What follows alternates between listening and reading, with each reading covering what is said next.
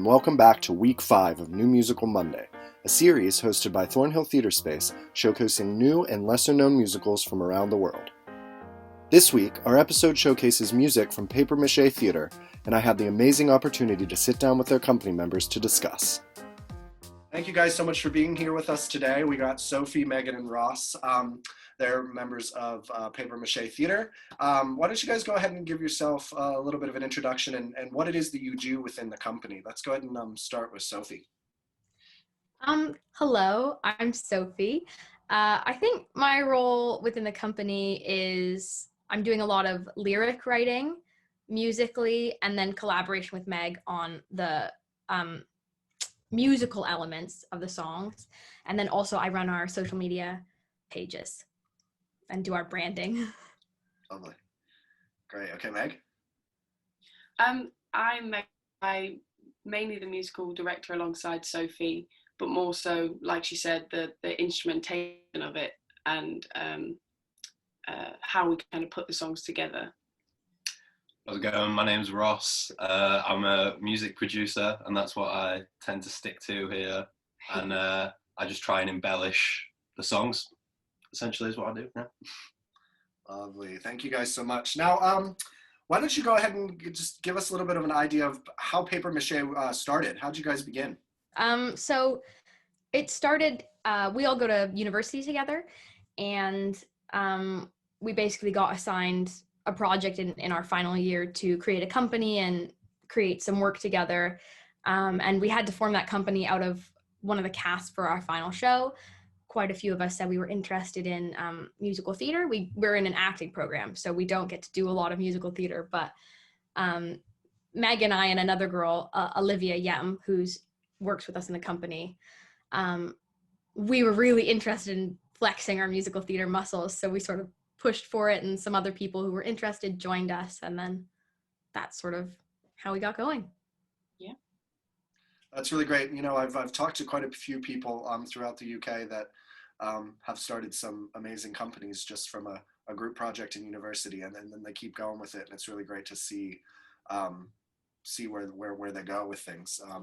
Now, let's go ahead and just jump into kind of your main project. Can you go ahead and explain to us what that's all about? Yeah, we essentially started looking into different storylines and different themes, and with you know the pandemic that's happened, we were really drawn to that kind of era of writing, similar to Flowers in the Attic, the main novel that really inspired the feeling of being stuck inside and that you know, not really having much to do, but dealing with that loneliness and that innocence of youth as well. Really inspired the start of the concept album, and we kind of took it from there, took the themes and the concepts and kind of blew them up and explored them musically. Now, you mentioned in their concept album. What can you tell us is kind of the extent of the project so far? Is it just that, a concept album, or is there, has it been even close to being done as a digital production or on stage or anything? At the moment, we're treating it as a concept album. So a collection of songs that are meant to go together that could be staged and interpreted into a musical. But at the moment, you know, we've done some playing around with things as a company, but at the moment it is strictly a concept album. Okay, great. Yeah, I wanted to kind of pick your brains a bit as to where you're going with it. Is there plans to, you know, kind of push it further into something more, or are you kind of happy where it is? I think we'd like to, develop it further into a full musical. Right.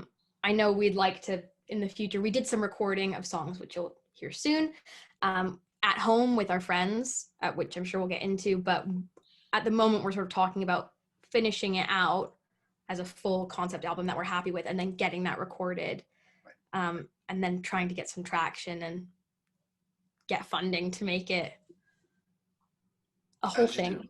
Yeah, as you have to do, you know, and I think it's a really great way that I've noticed that people as well, other companies and stuff, are taking this time that we can hold our phones and sing our lyrics to our songs or our lines and stuff and send it around and make something. But that's going to be really great to have in the future to be able to try and sell it to companies and producers and things like that. So, I mean, why not take the time that we have while we're stuck at home to do things like that? So I think it's really great that's what you guys are doing.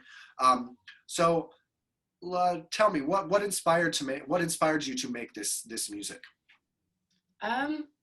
I said, just delving into those themes of youth and innocence and childhood, and how we develop through puberty and into adolescence, and what that does to just the way you view the world, really, and like seeing it through children's eyes, or just young people's eyes. It's really enlightening to often the world from their perspective, and I think that's really where we got the set off from. Yeah, I'm pretty sure it was mainly that. Yeah. Let's talk a bit about the inspiration. So you just told us a bit about what inspired you to write the music. What is inspirations of things that are already out there did you kind of have whenever you were thinking about the style, the tone, the way that the music was going to be written? What inspirations did you have? I think Meg and I had pretty different musical educations growing up. So for me, like, I was raised like musical theater, like eat, drink, sleep musical theater, and sort of 60s folk and pop. So a lot of my influences coming into this, and I think you can hear them in the piece. We talked a lot about Spring Awakening, about Hadestown. I certainly was thinking a lot about Joni Mitchell, the Mamas and the Papas. That sort of musically was my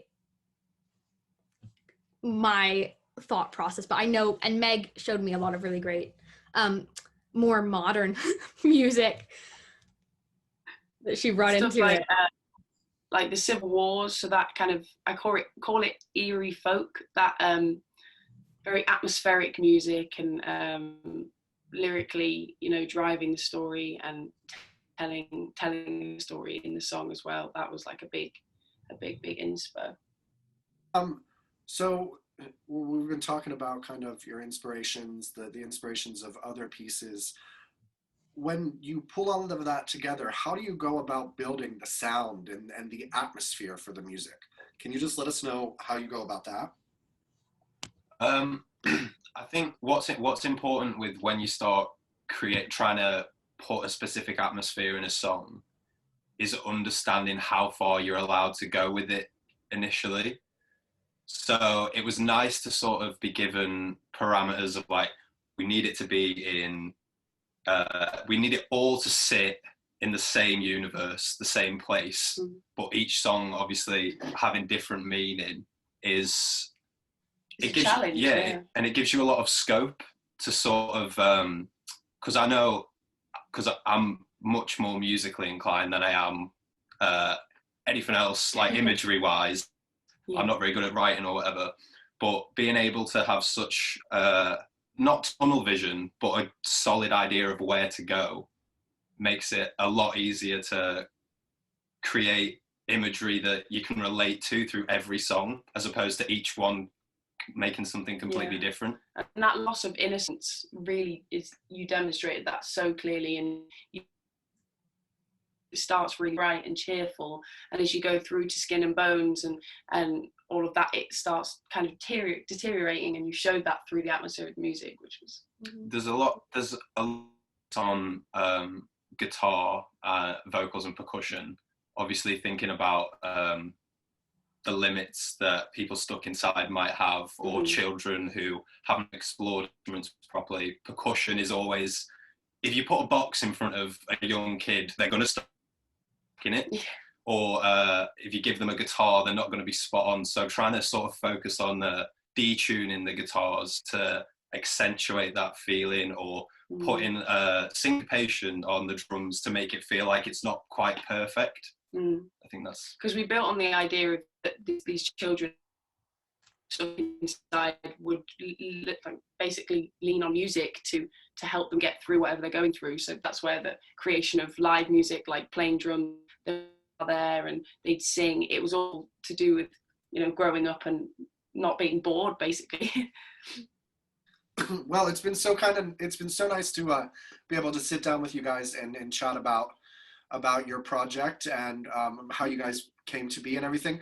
Can we really quickly, before we jump into the episode and the selections from your show, can one of you just kind of tell us how we can follow along or get in touch or whatever with you guys to find out when you're going to be doing stuff or anything like that? Your social medias, let us know.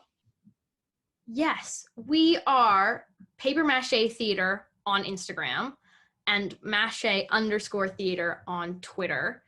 And you can follow us there. We're posting updates. You can see the poster or the art for the concept album. You can see some beautiful artwork that my father did for us as we were writing. And you can see our highlight stories of us just like messing around a bit. Fun. No, that's great. That's good to know. And we'll make sure that it's all linked on the description for the episode on all the different platforms that we showcase on, so everybody can kind of check that out. Megan, Sophie, Ross, thank you guys so much for sitting down with me today and letting us know a little bit more about your process from the start to where we are now. And now we can let our viewers go ahead and enjoy some selections from Paper Mache Theatre. Thank you guys again for joining us. Have a good rest of your day. Thanks for having us. Nice one, thank you. Bye.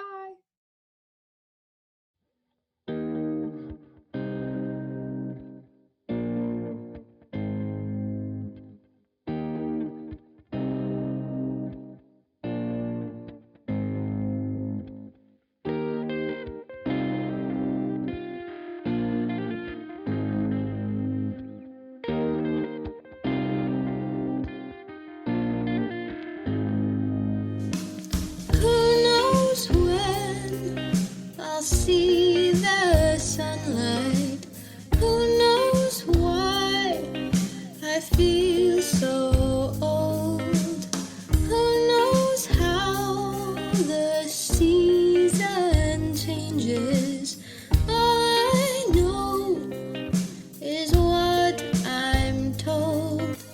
I know when the leaves turn color. I know why the flowers grew. I know how to face tomorrow, but I don't know how to be near you. But I know I feel something yearning. Oh, it's stirring and turning, so hold me near. Quivering, lingering When you're near, I don't know where to go. and all those quiet changes creeping in at dawn. I catch your eye and all restraint is gone.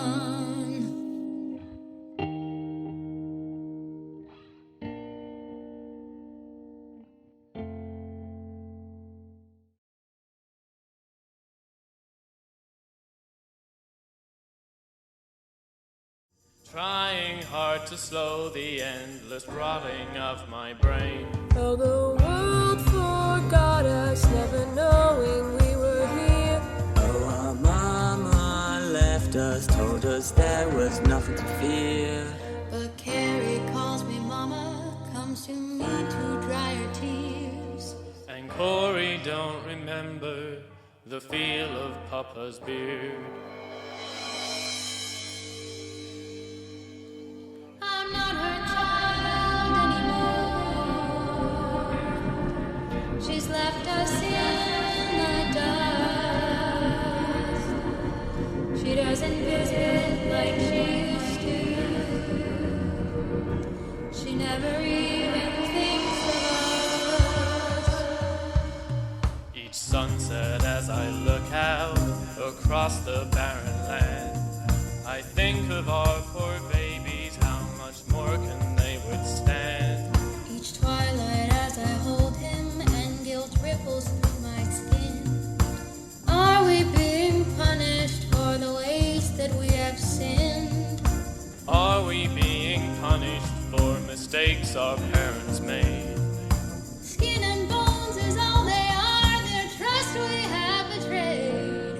I need a little comfort in this dingy prison cell.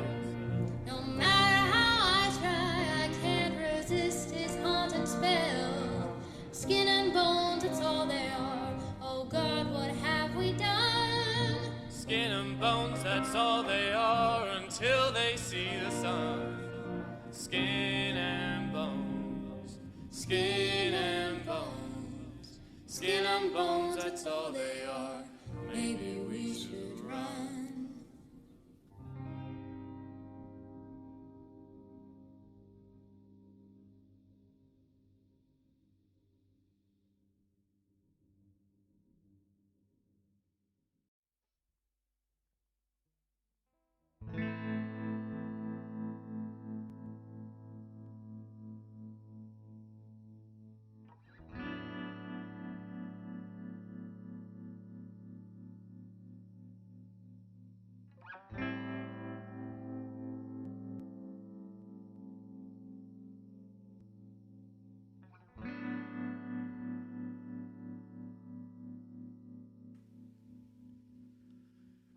Flowers in the attic, weeds reaching high, cracking through the walls, climbing to the sky.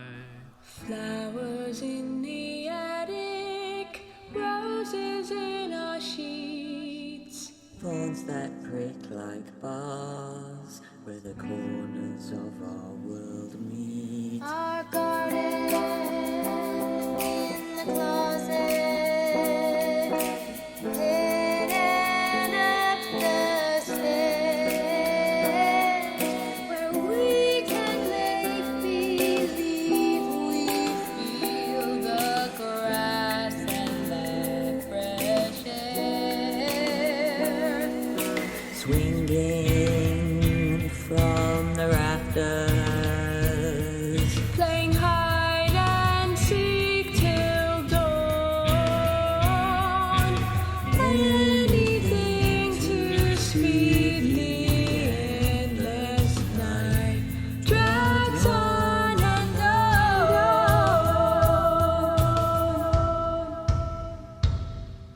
My brothers and my sisters, take my hand and hold it tight, and plant flowers in the attic to keep us safe at night. Oh, flowers in the attic, lilies, tulips, daffodils. Flowers in the attic, cause the silent darkness kills. Flowers in the attic, help to make the seasons pass. Flowers in the attic, till we can be free at last.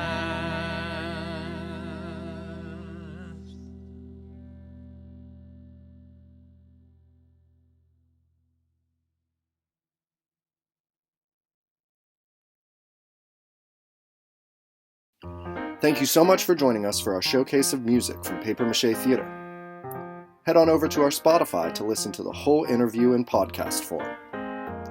Follow Paper Mache Theatre on their social media to keep up to date and learn more. Join us next week as we present selections from the musical Uprising.